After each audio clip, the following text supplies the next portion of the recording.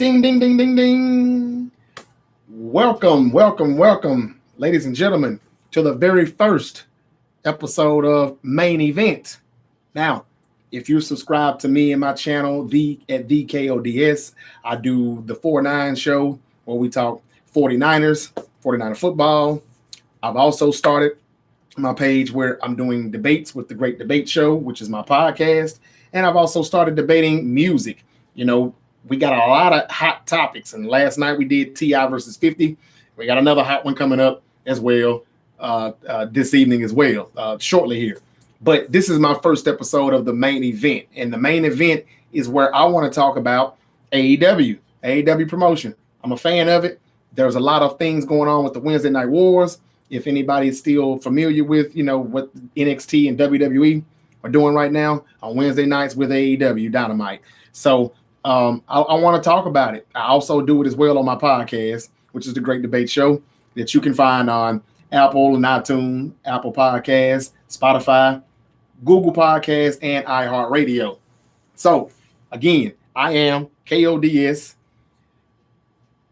Subscribe, hit the notification bell because I'm going to be giving these videos on a weekly basis, and during the week as well whenever I get news on some AEW, on AEW and Dynamite and the hot topics from Dynamite and Dark.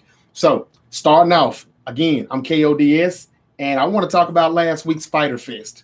All right, Fyter Fest was, to me, it was a home run. It was a knockout of the park. Now, reading a lot of comments and watching videos, a lot of fans who still watch WWE said that NXT was amazing as well. And that's fine. I'm not here to, bash one company and big up the other one. I'm just not a big fan of WWE anymore. I am a huge fan of AEW. But I do have my partner in podcast who is a fan of both. And he's going to be joining me in the near future here, where we will talk about both and get into this Wednesday Night Wars. As far as the Wednesday Night Wars go, NXT won, and they actually got more viewers for the past 2 weeks. However, in the 18 to 48 demographic, AEW won that one, and they were number 6. In cable TV, in the top 100. Chris Jericho also talked about that on Twitter. So, but Fyter Fest was amazing. It was great. It was a very, very big night. This is something that the AEW promotion, since they started last year, really it's a pay-per-view, but we got to have a pay-per-view event for free on TNT. It's a 2-night event. So last week on July 1 was the first episode, and July 8th, which is tomorrow night, will be the second part, night 2 of Fyter Fest. I will quickly go through the results on what happened last week on Fyter Fest Night 1. It was an outstanding show. Taz, just want to say he has been tremendous with the promos. He's really been doing his thing, and he's just really, really turning it up another notch on another level. And at the same time, he is making and helping Brian Cage, become even a better superstar, look more fearful, mean, aggressive, just that guy. And Moxley and Cage did not fight. They're not fighting at Fyter Fest last week or this week because we know John Moxley has been in contact with his wife who had COVID or has COVID. He's tested negative on all the results, but they will test him again when he comes back, and they pushed it back another 2 weeks. So next week is when he'll fight for the Fallen. He will fight Brian Cage for the AEW Championship. Now, I don't know how big that fight is going to be. Right now, Taz and Brian Cage is doing all the work. They're holding this match up the best that they can. But without both of them being there to really, really pump this match up and get this thing going like a real rivalry, I don't know what kind of feel it's going to have when they fight next week for Fight for the Fallen. But going over AEW Fyter Fest, the show opened up with Jurassic Express going against MJF and Wardlow. We know MJF, probably the best heel in wrestling right now. Started off with a quick promo, even talked about them being in a ratings war with the other company, and then they had a pretty good match, definitely for starting the show off, and they won. They did their thing. but I mean, no, they didn't win. I'm sorry, but they lost. But they did a good job. It was a good match. But once again, MJF didn't get pinned. So Jurassic Express came out on top with the victory. But it was a good match. Pretty good to start it off. But MJF still pretty much is undefeated, especially in singles.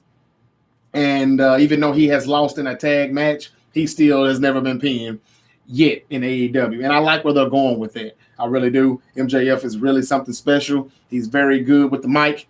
And if you're good with the mic and you got bad promos and you're also pretty good in the ring, then you got my vote. And that's what MJF has been bringing to the table. Now, one of the best matches of the night was AEW Women's Champion Hikaru Shida going up against Penelope Ford. Now, Penelope Ford really has just kind of been like, to some people, eye candy, and that's it. However, she has stepped her game up on a week in and week out basis where she's been progressing. She's getting better. Well, Shida must be the champion, and she must be pretty darn good because she brought the best out of Penelope Ford last Wednesday at Fyter Fest Night 1, and that was her best match to date. It was very good, very entertaining. I was on the edge of my seat from the beginning to the end, and there were moments where I thought that they were going to give the championship to Penelope Ford. It was a very good match. She is not just eye candy anymore, ladies and gentlemen. She is good. And at some point, I would like to see Penelope Ford and Britt Baker become champions at some point. I wouldn't mind them being tag team champions. Well, they've got to get a tag team championship for the women first, but I wouldn't mind them becoming a tag team. There's just no tag teams now unless it's just a tag match for a non-title, because there's no title yet. But that will be the next thing that I think that they should do, get a women's tag team. And I don't know if anybody's ever done that before. I haven't watched WWE in quite some time. There may be women tag teams in WWE as well, but AEW needs one. And I would say that Ford and Britt Baker need to be in that conversation, and they need to be AEW champions, period, at some point soon here, I hope. But that was a great match, and Shida did come on top, though, over Penelope Ford, but it was a very good match, and she has really, really gained a lot of people's respect. We also had Cody against Jake Hager. That was a good match as well. Hager doesn't do it for me a lot in the ring, but on this match against Cody, Cody brought the best out of him. That's what it is. This is what you get when you have a talented in-ring performer. He can bring the best out of you. I mean, back in the day, Shawn Michaels and John Cena had some great matches.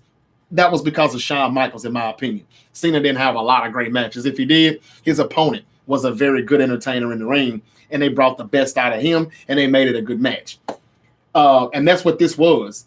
Cody did a great job in making Hager look good, and Hager, putting him over a little bit more, even though Hager lost the match. It was a very controversial ending. Hager puts him in a hold. Cody rolls over, though, and he kind of lands on top of him. Even though Cody has passed out, he still got Hager's shoulders down for the 1, 2, 3. Hager snaps, and he knocks the referee out. And I don't know if anybody considers this breaking news or not, but he is suspended for 10 days because of, striking a referee. Now, I'm sure that was a part of the plan. So this is part of the storyline. Where they're going with it, who knows? But they actually put it out on Bleacher Report that he has been suspended for 10 days. He lost the match. Cody is still the TNT champion. But it was a good match, and I like the way they ended it because Cody is the baby. He's the face. He can't lose just yet. He's not going to lose. But Hager can't just get pinned 1, 2, 3 fair and square. It had to have been some kind of controversy, I believe, if he wasn't going to win. But he's still supposed to be the big hurt. He's supposed to be this guy that is going to be a bully and beat a lot of people up and win a lot of matches in the near future. And he's also Bellator undefeated as well, as an MMA fighter. So he couldn't just get his ass kicked by Cody Rhodes. So, yeah, but Cody won that match, and it was a good one. We also had Omega and Paige when they went up against Best Friends. Now, I'm not going to lie to you. The way they were cutting promos and the way the announced team, the commentary was going up, I kind of thought that they were going to give Best Friends the titles. It didn't happen, though. I think a lot of AEW fans would have loved to see that, but it didn't happen. So still, your tag team champions is Omega and Page. Now, what I want to say about this, and this is just my opinion, but Omega and Page are good together. They are. But however, I think that they are very close. They are getting close if they haven't already done this. They're kind of running out of time with these two being tag team champions. They're kind of overstaying their welcome. And I think at some point it's time for Omega and Page to break up, lose the titles, have some kind of confrontation over that, losing the titles, and then have their own rivalry begin. Omega and Hangman Page. I'm not that crazy about Kenny Omega. He is good, but I'm not a big fan of him. I just don't like a lot of the animated stuff that he does in the ring and points to you before he goes to the rope and, all of that. But however, I do like Hangman Page. I think he's brilliant. I like how they're doing him. He's taking shots. He's drinking beer. And I can't wait till one day we get the fans back in the attendance so he can drink their beer and do all of those things. But he's really doing a good job. It's time for them to split them up, though. Give the titles to a real tag team, because these Page and Omega are really single wrestlers, and they should be competing for the AEW World Championship. So I just think that they've kind of milked that as long as they possibly could. When you're squeezing that lemonade out, trying to get some juice out of it, I think, it's dry. There's no more juice. It's time for them to move on. Now, I understand they probably didn't want to change titles on that night, but it is time for them to, I think, move on with this and give somebody it doesn't have to be best friends, but you hadn't done anything with SCU since they lost the titles to Hangman, Adam Page, and Omega. And, Private Party is up there now. They're making a run. Santana and Ortiz, they lose too many matches, in my opinion. It's time for them to pick it up and win more matches. Or what is the Inner Circle? If they can't win any matches here.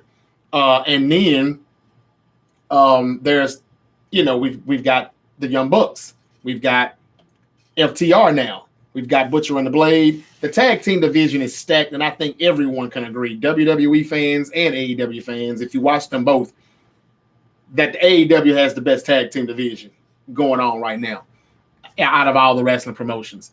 And there's so many tag teams they should not continue with going with what they're doing right now. Omega and Page still holding on to tag team title when they should be competing in one-on-one matches, competing for either the TNT championship or the AEW championship. So I think that at some point they've got to get rid of that and they've got to move on.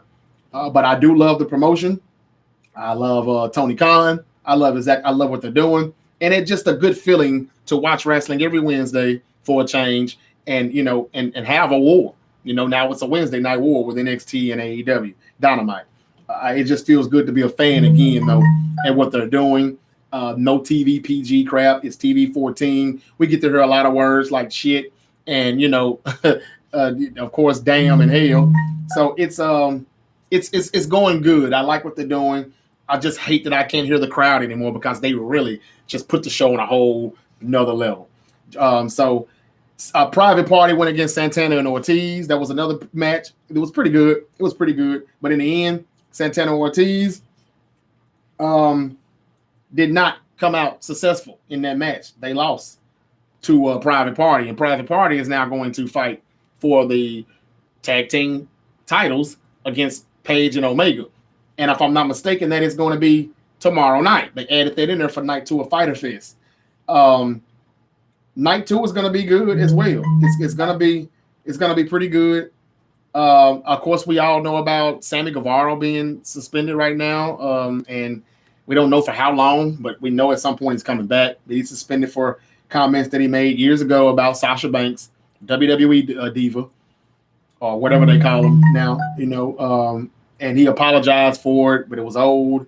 But Tony Khan did what he thought was best, and he's punishing him. He's disciplining him.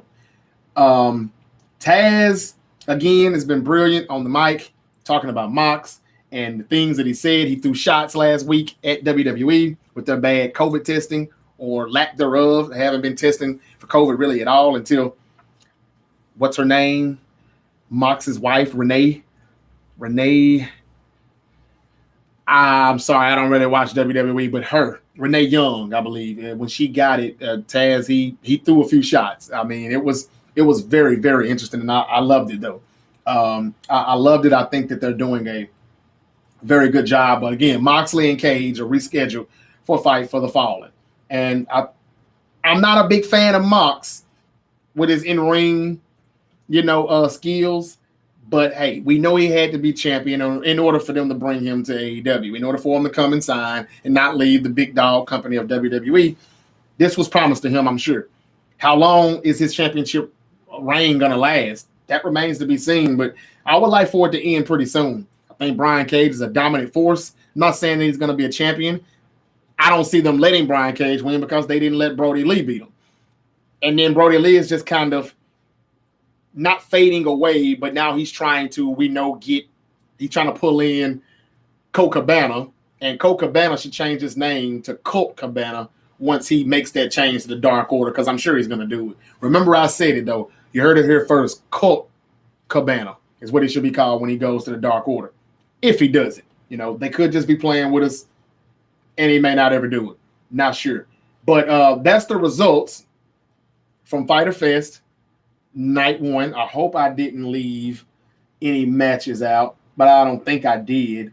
But yeah, Omega and Page maybe kind of overstaying their welcome in the Tag Team Championship, I think. A lot of rumors about Tully Blanchard's daughter. A lot of people saying that Blanchard, people should avoid, signing her, WWE and AEW. They should just pass on her. Not sure if that's going to happen or not. Tully, her father is in the AEW. He's the manager, as we all know. He could definitely be recruiting her to come in. Not sure. But a lot of people are saying, in a lot of reports and stuff on Bleacher Report, that they should avoid her because she definitely has left TNA. She pretty much was released, or her contract expired, and they're not trying to bring her back over some interesting racial slurs and things like that I think I heard that she made in the backstage or whatever in the locker room. So that's pretty much it. But just wanted to talk about Fyter Fest, just kind of get you all in tune to what I'm doing here. It is Main Event, my very first episode of Main Event, talking about the AEW promotion, and Fyter Fest 2 is going to be slapping. It's going to be good. Pretty good card that we have, where it's a 6-man tag with the Dark Order and Colt Cabana going up against SCU. And I'm ready for Scorpio Sky to pull away from SCU as well and get into some singles action. And hopefully they can put him in the mix of a world title match at some point. We hope. But let's look at night 2 real quick. Let's see. Dark Order. Who you got? Dark Order or SCU? SCU hadn't really won a match in quite some time now, but I think Dark Order has to win to make Colt Cabana continue to, feel like, okay, I'm joining the Dark Order. I need to get into this because, I couldn't win a match before I got with these guys. I was in a slump. So I think that, probably does need to win. But we'll see how that goes. But night 2 is going to be pretty good. Nyla Rose is going to be in action. She's got a surprise. Lance Archer's going against Joey Janela. That's going to be pretty good. Butcher and the Blade and Lucha Brothers are going up against. That's going to be a good match. Butcher and the Blade and Lucha Brothers going up against FTR and the Young Bucks. That's going to be a good one. Private Party against Page and Omega. Orange Cassidy and Jericho. And that may be the main event.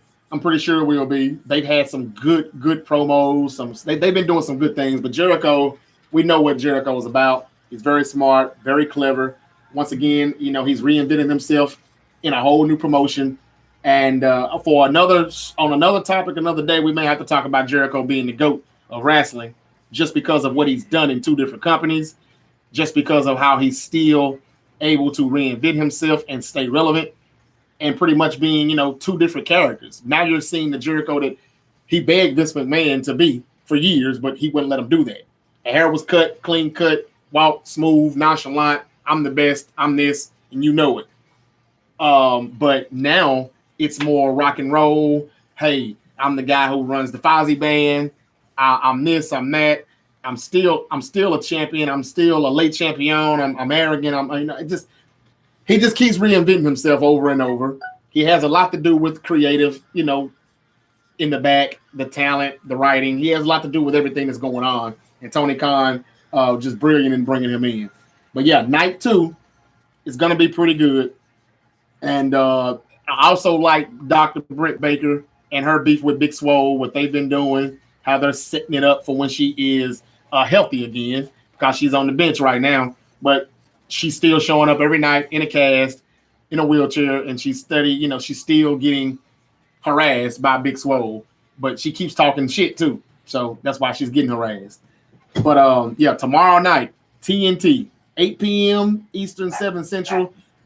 Fyter Fest Night 2, Lance Archer, Joey Janela, SCU versus Dark Order, FTR, Butcher and the Blade, Young Bucks and FTR against Lucha Brothers and Butcher and the Blade. That's going to be a good night. Cassidy, Jericho, probably the main event. It's going to be a huge night, and we're getting this for free. Again, these are pay-per-view. Fyter Fest is really a pay-per-view, and they gave it to us in a 2-night event. They made it a 2-night event in 2 weeks. And the Fight for the Fallen next week will be John Moxley versus Brian Cage for the AEW World Championship, and Taz will probably have another good hot promo tonight just to get you ready for it. We may actually get to see Moxley tonight, maybe from home or something, who knows, but he's got to show his face and say something, even though they say he's quarantining right now due to his wife having the COVID, but they've got to pick that up a little bit. Right now, Taz is holding up all the slack. He's picking up all the slack. So that's pretty much it. Again, Nyla Rose got a surprise for some people. I think the surprise is going to be her bringing in Awesome Kong, because we hadn't saw Awesome Kong really since the first month that they started. And, they went away from that whole Nightmare Family thing that Brandy Rhodes and what's her name, the lady who, cut her hair and all of that. They were kind of doing what CM Punk did with the straight edge thing years ago in WWE. A lot of fans didn't like it. They didn't know where they were going with it. So they came up with something real clever where Brandy Rose went to see a psychiatrist. She had a head bump in a match months ago, and now her headache is gone. She feels better, and now she's not healed anymore. And now she just, started managing Dustin Rhodes, and it was Colt Cabana at the time. I mean, not Colt Cabana, but the other guy. So interesting what they're going to do with Cassidy and Jericho. I think that Jericho will do what he does best, and that's put over Cassidy. Same thing he's done with other people. He will put them over. I think that Jericho will probably lose and let Cassidy get this win, but it'll be some kind of controversial way. I would actually do it like, I don't know, maybe Tyson shows up, because he's still been calling Mike Tyson out every week. Says he wants his head on the platter. Tyson could show up, knock him out. Cassidy wins. Or they could just, I don't know, Cassidy could get a quick win, 1, 2, 3. And Jericho wasn't ready, or, he wants a rematch. It was a fluke of a win, of a victory. He can complain about that, and for the next couple of weeks, they can go with that. And Jericho loses maybe 2 times to him, and this is how Razor Ramon put over X-Pac when he was the 1, 2, 3 kid way back in the 90s. If anybody remembers that, he just kept losing these quick fluke matches to the 1, 2, 3 kid. Back then, watching that as a kid, we didn't know that Razor Ramon and X-Pac were close friends, along with Triple H and Shawn Michaels and Kevin Nash. But that was their way of letting him, become a WWE superstar. These are things that I'm just throwing at you. I'm not sure how they're going to do it. Cassidy might not even win. Jericho may actually kick his ass. Who knows? But we know Jericho's going to put this guy over, and it's going to be funny. It's going to be hilarious, because Jericho's probably the funniest dude right now in wrestling promotion. And that's it. AEW Dynamite, like I said, my partner, my podcast partner in crime will be here to talk WWE, so we can get to the bottom of this whole NXT versus AEW Dynamite Wednesday Night Wars. And he'll give you his take on what he think is hot and what's not, and who's better and who's not, all those things. But it's going to be an interesting show. Fyter Fest 2 tomorrow night. Again, this was the very first episode of Main Event with me, KODS. Subscribe, hit the notification bell, because I will be right back at you tomorrow night to give you my Fyter Fest Night 2 results. And I'm going to be pretty lit. And I'm pretty sure it's going to be jumping on the YouTube, because everybody's going to be trying to make videos and talk about it. Tony Schiavone also goes live right after the show with the post show. But tune in and check it out in case you missed it, in case there's some matches you missed, or if you just, want to talk and chat about, what you thought was your best match and what was the best moment of the night. They have a lot of good moments, So, again, JR, Tony Schiavone, they'll be back tomorrow night. And it's going to be a good night. It's going to be a real good night. That's all I got for right now. I will be back again tomorrow night. You've been watching Main Event. Like, subscribe, comment, hit the notification bell, and I'll be back. Thanks for watching. Peace.